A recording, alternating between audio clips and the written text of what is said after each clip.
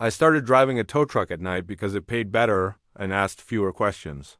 Night shifts were mostly routine, broken down cars on the highway, illegal parking, accidents where the police had already cleared the scene and all that was left was twisted metal and paperwork. You learn to work quietly, efficiently. You don't ask why someone left a car where they did at 3 in the morning. You just hook it up and move on. Our dispatch system was simple. Calls came in from insurance companies, city services, or directly from drivers. Each job had a reference number, a location, and a vehicle description. Nothing fancy. The first strange call came on a Wednesday, just after 1 a.m. Dispatch sent me to pick up a black sedan parked on the shoulder of a service road near the old rail yard. A note said the car was abandoned, no plate listed. That wasn't unusual. Plates get stolen, lost, removed. What caught my eye was the status line.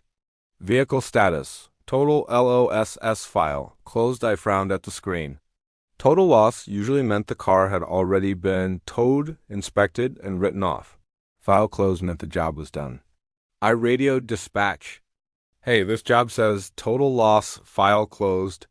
You sure this is active? There was a pause. Papers rustled on the other end. That's what came through, the dispatcher said. If it's there, pick it up. Night rule number 1. Don't argue with dispatch. If something goes wrong, the logs protect you, not common sense. I drove out to the location. The service road was empty, lit only by my headlights. No houses, no traffic. Just weeds, rusted fencing, and the dark outline of abandoned rail cars in the distance. The sedan was there, perfectly parked. Hazard lights off. Doors locked. No visible damage. It looked fine. Too fine for a total loss. I walked around it with my flashlight. No broken glass. No deployed airbags. No blood. No skid marks on the road. I checked the VENG through my handheld scanner. The result made my stomach tighten. Vehicle status. Destroyed date of loss. 14 days ago, I stood there longer than I should have, staring at the screen. Destroyed doesn't mean damaged. It means crushed, burned, or dismantled beyond repair. I'd seen plenty of those. This car didn't look like one of them. I called dispatch again. The VENG says this vehicle was destroyed 2 weeks ago, I said. Are you sure this isn't a duplicate file? Another pause, longer this time. That's the car we need removed, the dispatcher said finally. Proceed. Something in his voice felt careful, not annoyed, not confused. Careful. I did the job. I hooked the car, secured it, and hauled it back to the yard. No issues. No alarms, no police. The whole time I kept expecting something to happen, someone to come running out of the dark, yelling that I'd taken the wrong vehicle. Nothing happened. At the yard, I dropped it in the intake lane and scanned it in. The system accepted it without errors. When I went home that morning, I told myself it was just a database mistake. Systems get out of sync. Paperwork lags. Someone fat-fingered a VENG? 2 nights later, it happened again. Different car. Different location. Same note. Total LOSS file closed. This time the car was a red pickup, parked behind a closed gas station. Again, it looked intact. Again, the VENG showed it had been destroyed. This one listed as burned in an engine fire 3 weeks earlier. There was no sign of fire. No smoke damage. No melted plastic. I didn't call dispatch this time. I just did the job. By the end of the week, I'd towed 4 cars like that. All different, all clean, all supposedly destroyed. I started keeping notes for myself. Times, locations, VENG results, patterns. That's when I noticed something else. Every one of those cars had been reported destroyed after a serious accident. Not minor fender benders. High-speed collisions, rollovers, highway pileups. I checked public accident reports. Police summaries, insurance records. In every case, the vehicle was listed as a total loss. But the driver's status was always the same. Pending confirmation that bothered me more than the cars. By the second week, I stopped telling myself it was coincidence. The calls started coming closer together. Sometimes 2 in the same night. Then, one night, dispatch sent me a job while I was already on another tow. The address was less than a mile ahead of me. I glanced at the timestamp. The call had been logged 3 minutes in the future. I slowed the truck and checked again. Same thing. I called dispatch. "Your system's glitching," I said. "This job isn't supposed to exist yet." Silence. "Then, just head to the location," the dispatcher said. The location was an intersection I was about to cross. As I pulled up, headlights flared in my mirrors. I heard the sound before I saw it, metal screaming, glass exploding. A violent impact that shook the ground. A car ran the red light and slammed into a van, spinning it into a pole. I stopped my truck. For a few seconds, everything was chaos horns, shouting, smoke. Then training kicked in. I called it in. Set up flares, waited for police. As I stood there, heart racing, my work tablet vibrated. New job assigned, I looked down. Same intersection. Same time. One of the vehicles involved? Total LOSS file. Closed, my hands felt numb. The car hadn't even stopped moving yet. I watched as paramedics pulled someone from the wreckage. Alive. Barely, but alive. I knew then that something was very wrong, because the system wasn't reacting to accidents. It was anticipating them, and I was being sent ahead of the wrecks, not after. That night, I didn't finish my shift. I went home and tried to sleep, but every time I closed my eyes, I saw clean cars parked in the dark, waiting for me. The next evening, I checked my schedule. I was still assigned to night shifts, no option to decline. At 12:58 a.m., my tablet vibrated. New job assigned, I stared at the screen. The address was my own street. The vehicle description matched my car. And the status line read, "Total loss, file closed." I stared at the screen for a long time. My street, my car, my van. The system knew details I had never entered anywhere: minor dents on the rear bumper, a scratch on the driver's door, even the aftermarket rims I'd bought used. Things insurance databases usually get wrong. The timestamp on the job was 3 minutes in the future. I powered the tablet off. The screen went black. I stood there in my kitchen, listening to the low hum of the refrigerator, waiting for something to happen. Nothing did. No alarms, no calls, no sound outside. I checked the window. My car was parked where I'd left it, undamaged, silent. I didn't go to work that night. At 1:17 a.m., my phone rang. Dispatch. I let it ring. At 1:18, it rang again. At 1:19, my tablet turned itself back on. The job was still there, same details. Same future timestamp. I didn't answer. I didn't move. I just sat on the couch until morning, watching the screen dim and brighten like it was breathing. Nothing happened to my car. That should have been the end of it. It wasn't. The next night, I forced myself back to work. I told myself the system was wrong, that it had flagged the wrong vein, that stress was making patterns where there were none. Tow drivers see accidents every night. Of course, you start thinking ahead of them. At 12:42 a.m., the first call came in. Black SUV, highway on ramp. Total LOSS file closed. I checked the timestamp. 2 minutes in the future. I didn't move. 30 seconds later, the call updated. Timestamp corrected. Now, I drove. As I pulled onto the ramp, traffic slowed suddenly. A tire blew somewhere ahead of me. A chain reaction followed: brakes, horns, a sharp crack as metal met concrete. I stopped short of the wreck. Same pattern. By the time police arrived, my tablet vibrated again. New job assigned one of the cars I was looking at. Total loss. File closed. Driver status. Pending confirmation. I didn't wait for instructions. I didn't talk to anyone. I backed my truck up and left. That was the night I understood something important. The system wasn't predicting accidents. It was rooting around uncertainty. It didn't know who would die. It didn't need to.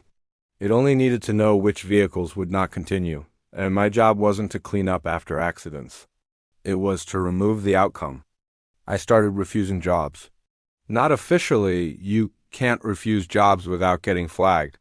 I would accept them, drive close enough to register arrival, then leave. Let someone else take it. Within a week, I was the only driver getting those calls. Dispatch stopped questioning it. "You're closest," they'd say.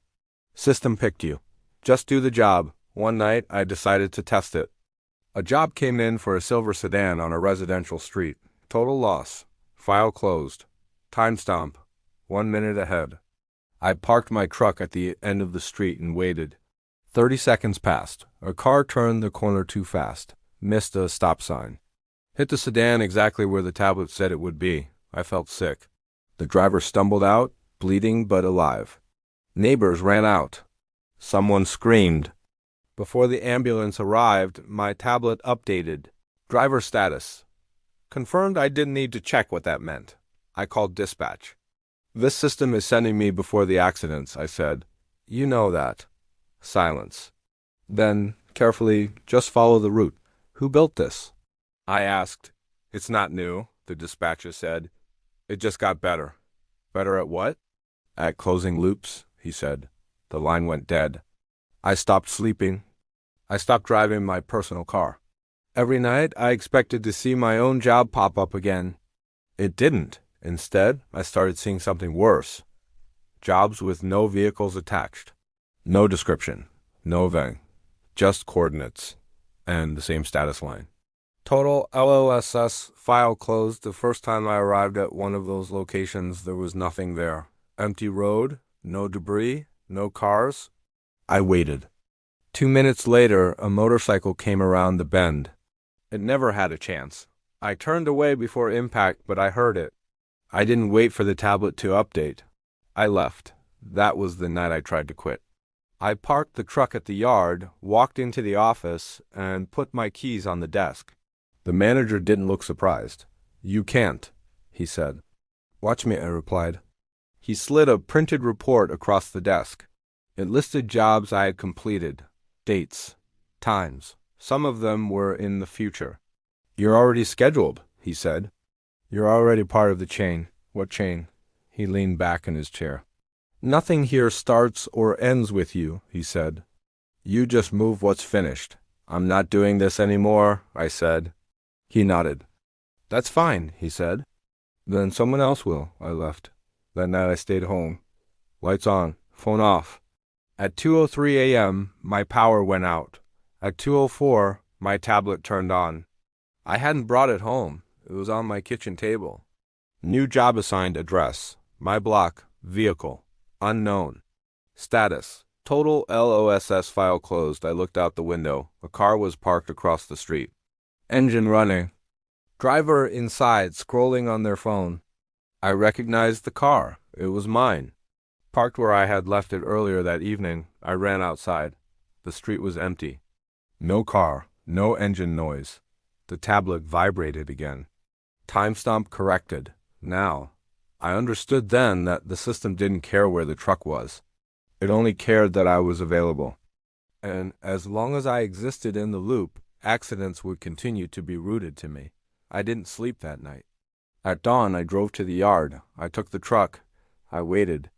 At 12:41 a.m., the tablet buzzed. New job assigned, coordinates far outside the city. A stretch of road known for high-speed crashes. Status, total loss. File closed. I checked the timestamp. 5 minutes ahead. For the first time, I didn't hesitate. I drove toward the coordinates without turning on the radio. The road led far outside the city, past the last warehouses, past the highway exits people stopped using years ago. The asphalt narrowed. The trees pressed closer. There were no streetlights, just my headlights cutting a tunnel through the dark. The tablet showed the same line it always did. Total law, file closed. Timestamp, 4 minutes ahead. I slowed the truck and pulled onto the shoulder. This time I didn't wait in the distance. I didn't turn away. I parked exactly where the system told me to. The stretch of road was quiet. Too quiet. No traffic in either direction. No wind. Even the insects had gone still. I watched the timer tick down. 3 minutes, too. I felt sick, but I didn't move. At 30 seconds, headlights appeared in the distance. One set, then another. Cars moving too fast for the curve ahead. I knew what was coming. When it happened, it was violent and final. Tires screamed. Metal folded. One car clipped the guardrail and spun. The other hit it head-on. I didn't flinch. By the time I stepped out of the truck, smoke was already rising. Someone was yelling. Someone else wasn't moving. My tablet vibrated. Job active, vehicle 1. Total loss. Vehicle 2, total loss. Driver status. Pending confirmation for the first time since this started, I stayed. I helped where I could. I dragged one driver away from leaking fuel. I talked to another until the ambulance arrived. I didn't leave when police waved traffic past. I waited. When paramedics loaded the last injured person into the ambulance, the tablet vibrated again. Driver status. Confirmed both. The job closed itself. No follow-up calls. No second assignments, just silence. That was when I understood the final piece. The system didn't exist to prevent accidents. It didn't exist to predict them either. It existed to finalize outcomes. Accidents create uncertainty. People hover between alive and dead. Cars hover between repairable and destroyed. The system didn't like that. It didn't cause crashes. It waited for them. And when they happened, it made sure they were finished. Tow trucks don't save people. They don't decide anything. They arrive when something is already over. That's what I was. A mobile endpoint. I drove back to the yard just before sunrise. The manager was there, drinking coffee like it was any other morning. "You stayed," he said. "I finished it," I replied. He nodded. "Then the loop closes." "For how long?" I asked. He shrugged. "As long as it needs to." I turned in the keys. This time he took them. I walked away before he could say anything else. For weeks after that, nothing happened. No calls, no vibrations, no future timestamps. I started driving my own car again. I slept. I ate. I let myself believe it was over. Then one night, months later, I passed a tow truck on the highway. Same company, same model, different driver. As I went by, our eyes met for a split second. He looked exhausted, pale, focused in the same way I must have been. His tablet buzzed. I saw the glow through his windshield. He glanced down at it, then back up at the road, jaw tight. Ahead of him, traffic thickened. I kept driving. I didn't slow down. I didn't warn him. I didn't turn around, because I knew how this worked now. The system doesn't stop. It just hands the wheel to someone else. Sometimes, late at night, when I hear sirens in the distance, I think about the timing, about how close they always are, about how there's always a truck on the way, already assigned, already logged, already waiting, not to help, just to make sure nothing stays unfinished. And I'm grateful, truly grateful, that I'm no longer the one driving it.